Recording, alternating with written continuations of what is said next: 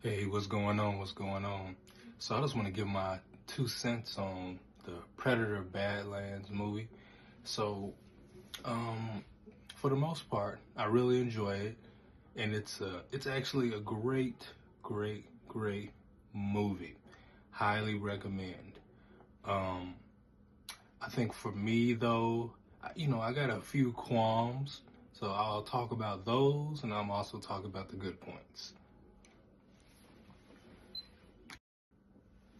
So, some of the good points that I really liked about the film, um, it kind of it somewhat went back to the roots of Predator, and kind of more specifically, whenever Deck gets acclimated to the Predator Badlands on the planet where the Callus, and when I say callous, I mean this is the ultimate monster that even his father fears, right? And the reason why his father fears the callous is because it's unkillable, unbeatable, basically. And and I was thinking to myself, well, if it's unkillable, then how is Deck going to beat this monster, right? But because essentially this monster has basically a Hydra type of healing factor where, even if you, or I say it's even better, even if you do even cut off the head, it still can regenerate and reform itself, you know. So this is why even the father fears this callous monster. And for me, I thought that, him teaming up, getting to know the planet's terrain, getting acclimated with all of the monsters, and essentially really making the one of the most deadliest planets his own. I thought that that was genius, and it fits right into what you would expect a high class predator to do. And the reason I'm saying a high class is because Deck himself, he was deemed as less and inferior by his father, and essentially the only reason he's alive is because of his brother's sacrifice. His brother was chosen to stay alive, and but his younger brother was considered the runt of the litter. And with the runt, they may or may not make it. Runts sometimes, with cats at least, dogs, I imagine the same. They either end up maybe dying prematurely, or they end up becoming the most, can I say, well-rounded out of the litter. And me, with this Predator Badlands movie, Deck ended up becoming, I'd say, the most well-rounded predator I have seen in recent years, you know. And essentially, this works for the film, but as far as, can I say, um, maybe it kind of goes against, and I'm gonna go into like the qualms now.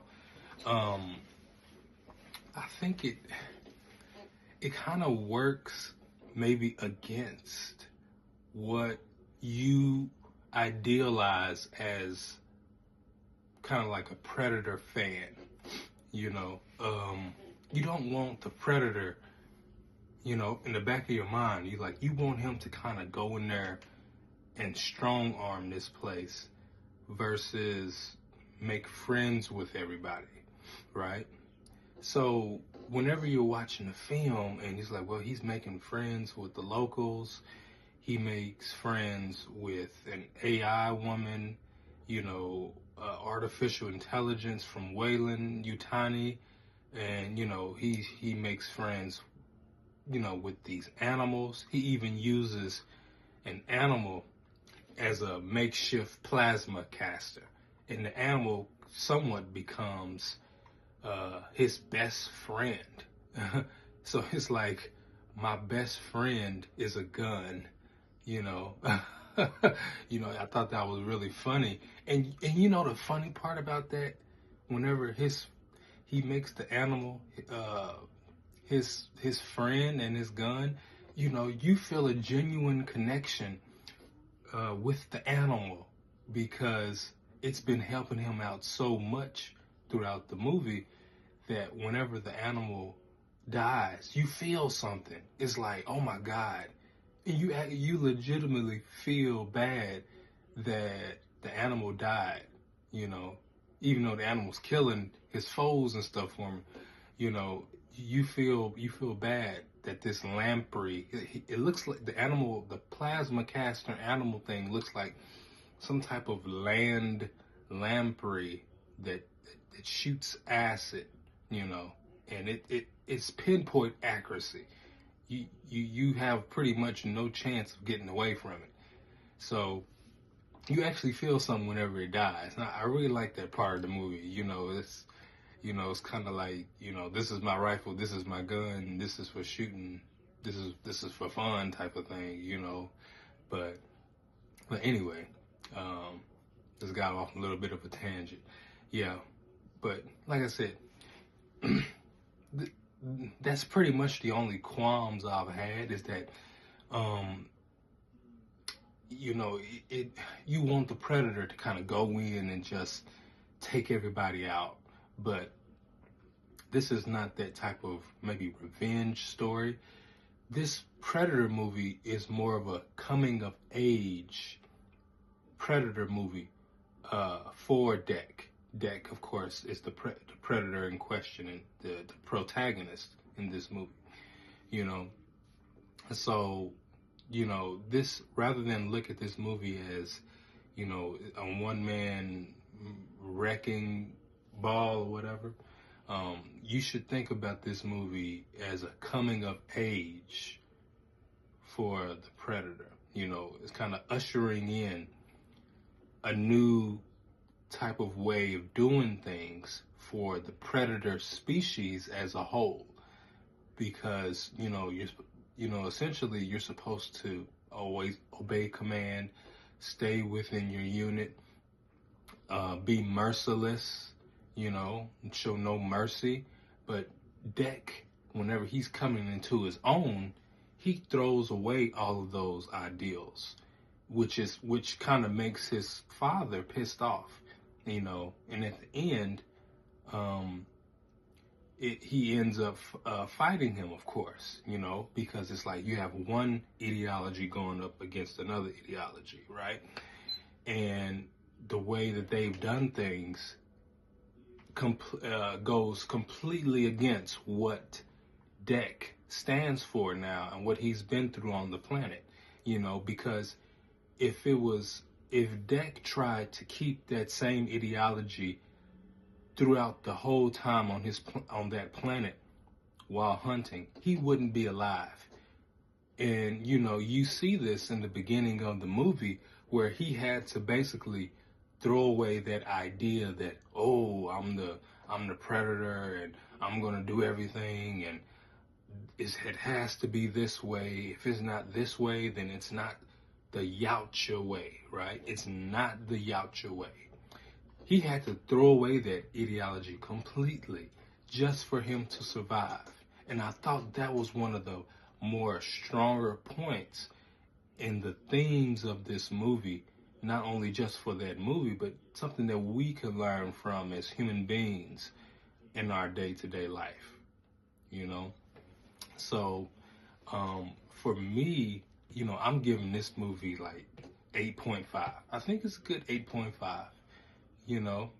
Like I said, I think, and the reason why I probably wouldn't rate it any higher, or maybe even rate it a little bit lower, maybe 8, maybe even an 8, is because, like I said, you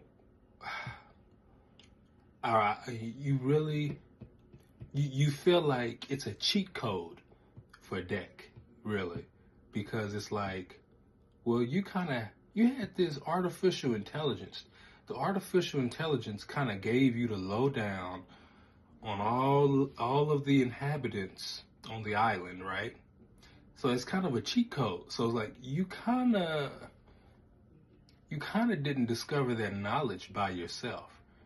Even though you made good use of it throughout the film, it's like if that AI machine or that AI person or whatever wasn't there, that then Deck would be dead. So that AI machine was really a lifesaver. So I'm thinking like you really just wouldn't be alive, you know? And I wanted to draw some parallels to AVP, the first Alien versus Predator. And this movie has strong vibes from AVP.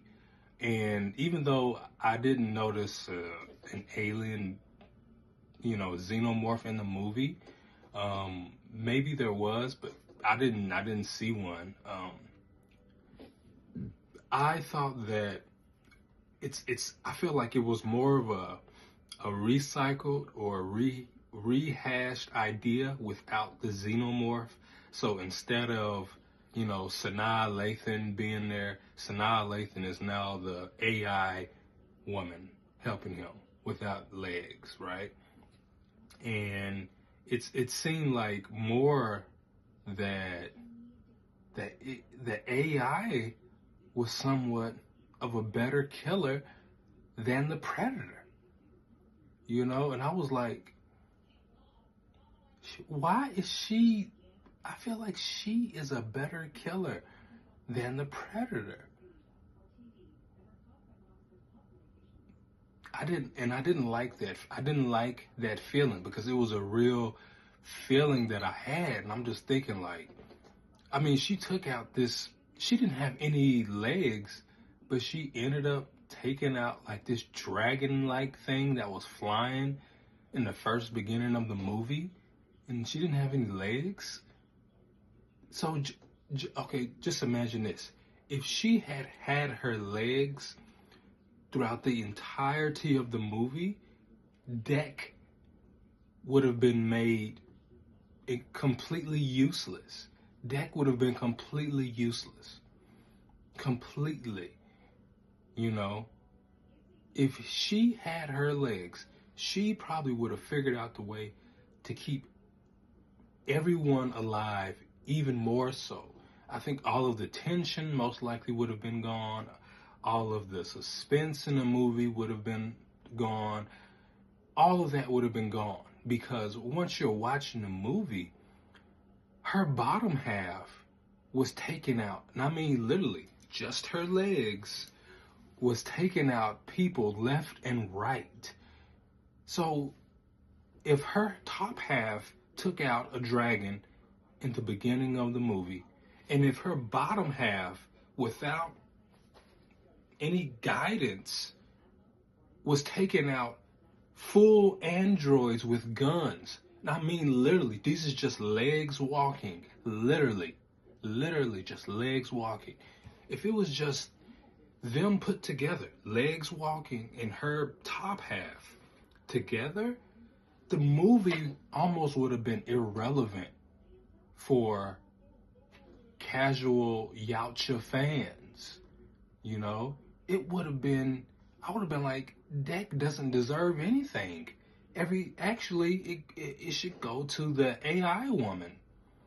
And that was my biggest qualm really with the movie, because in the back of your mind you're thinking, what if this woman was all the way put together, this AI, and it takes away from Deck because it's like you don't feel like he deserves it, like, why do you deserve this, but that's just one thing. It's just like one qualm that I got. Now essentially, in the something that I also liked about the movie in the beginning of the movie, it had these Star Wars vibes because the Predator's weapon, it has like he has some type of sword.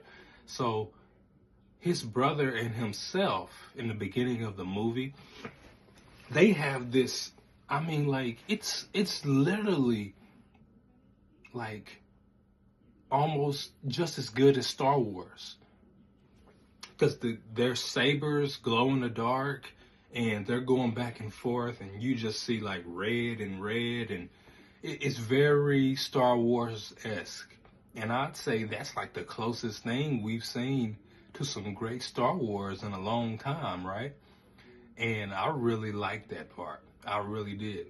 It was really, really fascinating just seeing, their different weapons and how they function. But I really like they literally have some blades that had like lightsaberish cutting tendencies on them, something like that. So the movie had Star Wars vibes, essentially. So if you're a Star Wars fan, you also like the movie. Um, but let me see. And also, I'm thinking that this movie drew some inspiration from the comic of Predator versus Black Panther. And essentially, I think they kind of pulled from those themes. And you see a lot of maybe, like I said, it's a coming of age movie.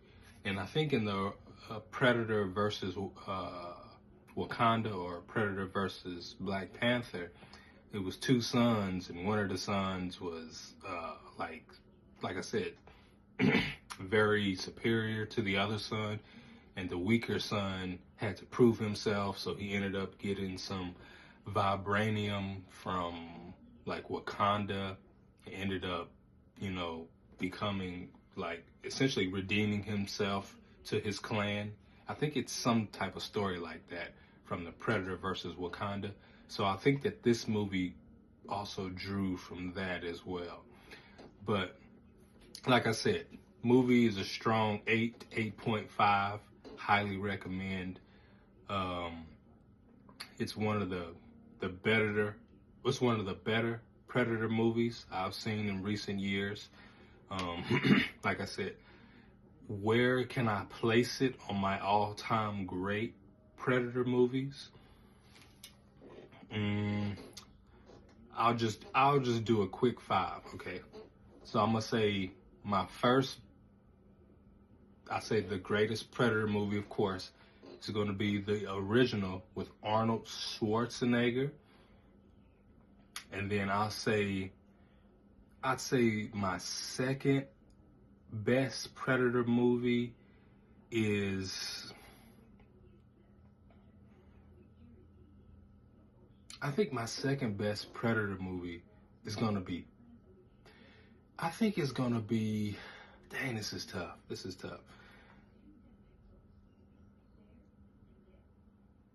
I'm gonna call Prey my second best. The third best Predator movie is gonna be Predators, I think 2010, and then my fourth is going to be Predator 2. I think Predator 2 it's kind of a toss-up on certain days. Depending on when you watch Predator 2, it may jump up in the list. It's just on certain days, it's just like, if you're more of a campy type person, then maybe you would put Predators 2010 a little bit lower. And if you kind of like that more city vibe, then you would put Predator 2 higher on your list.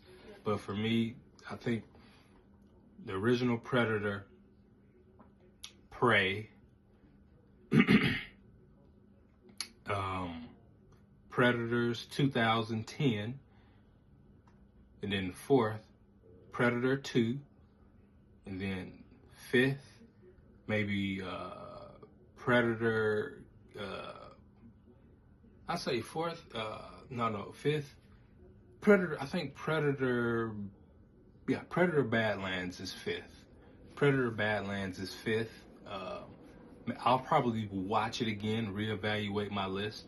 But Predator Badlands fifth, and then whatever else after that. I don't really care. So, but yeah, that's my movie review for Predator Badlands. Make sure you like and subscribe, and I'll catch you on the next video review.